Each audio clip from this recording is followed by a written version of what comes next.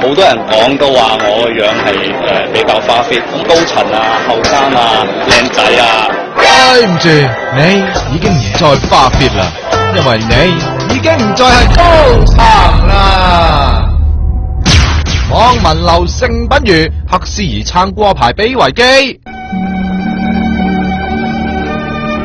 為咗亞視嘅利益，盛生前日壯烈犧牲，辭去亞視執行董事。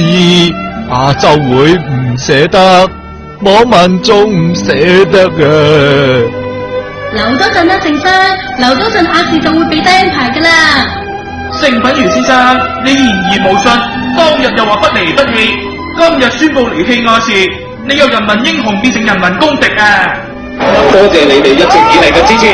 好支持你哋嘅，仲有前亞視員工黑絲兒，尋日喺荃灣出席活動都幫下口噶。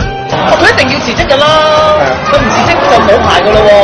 我其實就係唔好辭職噶，咁個牌俾黃維基咪好咯，係咪？不過有牌都冇用啦，一個都留唔住，人哋去已決咯。公司講咗我嘅要求就係我希望係有節目先至做，即係先續約，就唔係話之前有啲譬如話好多嘅訪問節目，我覺得就比較係空泛，即係冇乜增值嘅價值。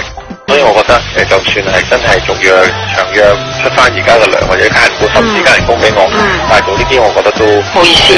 係啊，即係對自己對觀眾都唔係謀。唉，連台柱都講到咁灰，咁唔撈阿周撈咩好呢？